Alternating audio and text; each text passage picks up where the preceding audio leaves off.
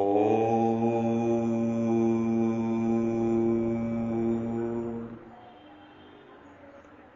गाय गंगा ज्ञात्री, जल जंगल और जमीन, प्रकृति, जीव और परमात्मा इस धरा के मूल ब्रह्म ब्राह्म प्राण तत्व हैं। इनकी रक्षा सुरक्षा सेवा प्रत्येक मनुष्य का, जीव का कर्तव्य ही नहीं, महान महान कर्तव्य है। ब्रह्म ज्ञान, महान ज्ञान, मोक्ष मुक्ति का ज्ञान, स्वयं के स्वरूप में स्वयं का दर्शन, आत्म साक्षात का ज्ञान, स्वयं की आत्मा, स्वयं की ज्योति का, स्वयं के दिए का अपने अंतकरण हृदय रूपी गुहा में, हृदय रूपी मंदिर में दर्शन का ज्ञान, आत्म साक्षात का ज्ञान, नित्य योग, सत्य योग। वसुदेव सुतम देवम कंस चाडूर मर्दनम देवकी परमानंदनम कृष्णम वंदे जगद्गुरु जगद्गुरु जगद्गुरु जगद्गुरु। ओम उग्रवीर महाविष्णु जलवंसरतो मुखम नरसिम्हा भीषण भद्र मृत्युम मृत्युम नममहम नममहम नममहम। ओम श्रीये नमः, ओम श्रीये नमः, ओम श्रीये नमः। ओम भद्रकालाय नमः, ओम भद्रकालाय नमः, ओम भद्रकालाय नमः। तेषामः समुद्रता मृत्यु संसार सागरता भवमी नचिरत प्रथा मय्या वेशिचते मा क्षमा। हे पार्थ, प्रभु बोल रहे हैं जीव से, हे पार्थ, मुझ में अविष्ट चित वाले उन भोक्ताओं को मैं मृत्यु रूप संसार समुद्र से शीघ्र ही उद्धार करने वाला बन जाता हूं। जिन साधकों का लक्ष्य उद्देश्य ध्येय भगवान ही बन गए हैं, जिन साधकों के लक्ष्य उद्देश्य ध्येय भगवान ही बन गए हैं, जिन्होंने भगवान में ही अनन्य प्रेम पूर्वक अपने चित्त को लगा दिया है तथा जो स्वयं भी भगवान में ही लग गए हैं, उन्हीं के लिए यहां मैं यह वेशिचेतामास पढ़ाया है। जैसे समुद्र में जल ही जल होता है, ऐसे ही संसार में मौत ही मौत है। जैसे समुद्र में जल ही जल होता है, ऐसे ही संसार में मौत ही मौत है। संसार में मौत ही मौत है, ऐसे ही संसार में मौत ही मौत है, मृत्यु ही मृत्यु है। संसार में उत्पन्न तो होने वाली कोई भी वस्तु ऐसी नहीं है जो कभी क्षण भर के लिए भी मौत के थपेड़ों से बचती हो। अर्थात उत्पन्न तो होने वाली प्रत्येक वस्तु प्रति क्षण मौत के तरफ ही जा रही है। इसलिए संसार को मृत्यु संसार सागर कहा गया है। इसलिए संसार को मृत्यु संसार सागर कहा गया है। इसलिए संसार को मृत्यु संसार सागर कहा गया है। मनुष्य में अनुकूल और प्रतिकूल दोनों वृत्तियां रहती हैं। संसार की घटना परिस्थिति तथा प्राणी पदार्थों में अनुकूल प्रतिकूल वृत्तियां राग देश उत्पन्न करके मनुष्य को संसार में बांध देती हैं।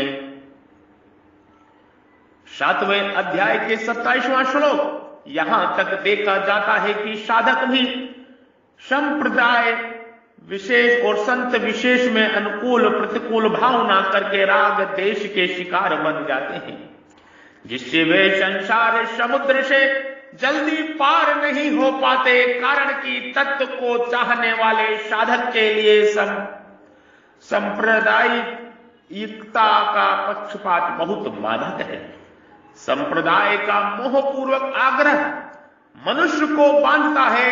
इसलिए गीता में भगवान ने जगह जगह इन द्वंद्व राग और देश से छूटने के लिए विशेष जोर दिया है। यदि साधक भक्त अपनी सारी अनुकूलताएं भगवान में कर ले, अर्थात एकमात्र भगवान से ही अनन्य प्रेम का संबंध जोड़ ले और सारी प्रतिकूलताएं संसार में कर ले, अर्थात संसार की सेवा करके अनुकूलता की इच्छा से विमुख हो जाए तो वह इस संसार बंधन से बहुत जल्दी मुक्त हो सकता है। संसार में अनुकूल और प्रतिकूल वृत्तियों का होना ही संसार बांधना है। संसार में अनुकूल और प्रतिकूल वृत्तियों का होना ही संसार में बंधना है। प्रभु का यह सामान्य नियम है कि जो जिस भाव से उनका शरण लेता है उसी भाव से भगवान भी उसको आश्रय देते हैं। ये प्रभु का, परमात्मा का, भगवान का नियम है। जो जिस भाव से प्रभु की, परमात्मा की, भगवान की, परमेश्वर की, ईश्वर की शरण लेता है उसी भाव से भगवान भी उसको आश्रय देते हैं। ये यथा मम प्रमदन्ते तत्सथेयो भजयमः यहम। अतः वे कहते हैं कि यद्यपि मैं सबसे समभाव से स्थित हूं, सम्मोहम सर्वभूतेषु, सम्मोहम सर्वभूतेषु, सम्मोहम सर्वभूतेषु, सम्मोहम सर्वभूतेषु, सम्मोहम सर्वभूतेषु, सम्मोहम सर्वभूतेषु। तथापि जिनका एकमात्र प्रिय मैं हूं, जो मेरे लिए ही संपूर्ण कर्म करते हैं और मेरे प्रेरण होकर नित्य निरंतर मेरे ही ध्यान जप चिंतन आदि में लगे रहते हैं, ऐसे भक्तों का मैं स्वयं मृत्यु संसार सागर से बहुत जल्दी और सम्यक प्रकार से उद्धार कर देता हूं। स्वयं परमात्मा प्रभु ईश्वर जीव से कह रहे हैं, सम्मोहम सर्वभूतेषु, सम्मोहम सर्वभूतेषु। छठे अध्याय के 5वें श्लोक में भगवान ने सब तरह के सामान्य साधकों के लिए अपने द्वारा अपना उद्धार करने की बात कही थी। उद्रेदात्मानात्मानम, और यहां कहते हैं कि भक्तों का उद्धार मैं करता हूं। दिशामहम, समृद्धता, उसका तात्पर्य है कि प्रत्येक साधक आरंभ में स्वयं ही साधन में लगता है। साधन में लगने वालों में जो साधक भगवान के आश्रित होता है उसका उद्धार भगवान करते हैं, क्योंकि उसका भगवान पर ही भरोसा होता है कि मेरा उद्धार वे ही करेंगे। वह अपने उद्धार की चिंता न करके केवल भगवान के भजन में ही लगा रहता है। उसके साधन और साध्य भगवान ही होते हैं, उसके साधन और साध्य भगवान ही होते हैं। परंतु ज्ञान मार्ग में चलने वाला अपना उद्धार स्वयं करता है। स्वरूप बोध होने पर भक्ति प्राप्त हो जाए यह नियम नहीं है। स्वरूप बोध होने पर भक्ति प्राप्त हो जाए यह नियम नहीं है। स्वरूप बोध होने पर भक्ति प्राप्त हो जाए यह नियम नहीं है। पर भक्ति प्राप्त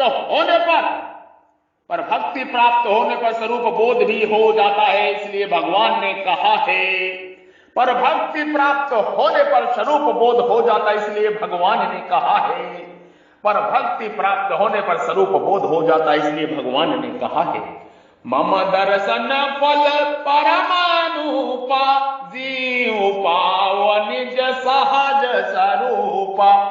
मम दर्शन फल परमानुपा, जीव पाव निज सहज स्वरूपा। मम दर्शन फल परमानुपा, जीव पाव निज सहज स्वरूपा।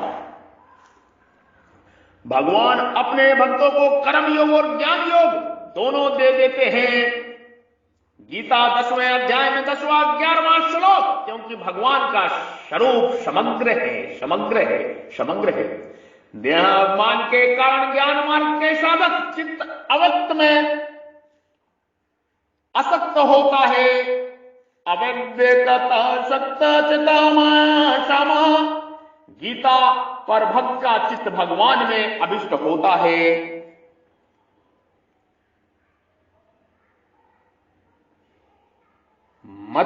मत्स्यावेशित चित्तमासम, ज्ञान में विवेक मुख्य है, ज्ञान में विवेक मुख्य है। भक्ति में विश्वास मुख्य है, भक्ति में विश्वास मुख्य है, भक्ति में विश्वास मुख्य है। ज्ञान योग में, ज्ञान मार्ग में विवेक मुख्य है। ज्ञान मार्ग में, ज्ञान योग में विवेक मुख्य होता है, किंतु भक्ति में विश्वास मुख्य होता है। भक्ति में विश्वास मुख्य होता है, विश्वास मुख्य होता है, विश्वास मुख्य होता है। ज्ञान में अप्राकृति त्याज्य होती है, ज्ञान में अप्राकृति त्याज्य होती है। भक्ति में वह भगवान रूप होती है, भक्ति में वह भगवान रूप होती है, भक्ति में वह भगवान स्वरूप होती है, भक्ति में वह भगवान स्वरूप होती है। भगवान ने दूसरे श्लोकों में सगुण उपासकों को श्रेष्ठ योगी बताया तथा छठे और सातवें श्लोक में यह बात कही कि ऐसे भक्तों का मैं शीघ्र उद्धार करता हूं। इसलिए अब भगवान जीव को ऐसी श्रेष्ठ योगी बनने के लिए पहले 8वें श्लोक में समर्पण योग रूप साधन का वर्णन करते हैं। 9वें, 10वें और 11वें श्लोक में क्रमशः अभ्यास योग, भागवदर्थ कर्म और सर्व कर्म फल त्याग रूप साधनों का वर्णन करते हैं। अभ्यास योग आगे के समागम में इस पे चर्चा करेंगे, सत्संग करेंगे, चिंतन और मनन करेंगे कि किस प्रकार अभ्यास योग से भक्ति विश्वास प्राप्त कर सकते हैं। समुद्रता भवामी पदों का अंतर्गत भगवान ये भाव भी समझाने चाहिए कि सगुणोपासक मेरी कृपा के साधक की सब विघ्न बाधाओं को पार करके मेरी कृपा से ही मेरी प्राप्ति कर लेता है।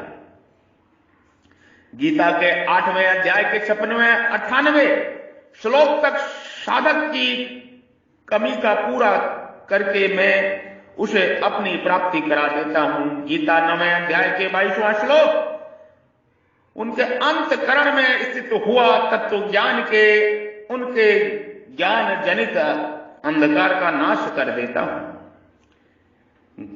गीता 10वें अध्याय का 11वां श्लोक और उनके संपूर्ण पापों को मुक्त कर देता हूं। गीता 18वें अध्याय का 6वां श्लोक। ये परमात्मा इसी प्रकार भक्तों का उद्धार करते हैं। ज्ञान मार्ग में विवेक की मुख्यता होती है और भक्ति मार्ग में विश्वास की मुख्यता होती है। भक्ति मार्ग में समर्पण की विशेषता होती है, विश्वास और श्रद्धा की विशेषता होती है। ओम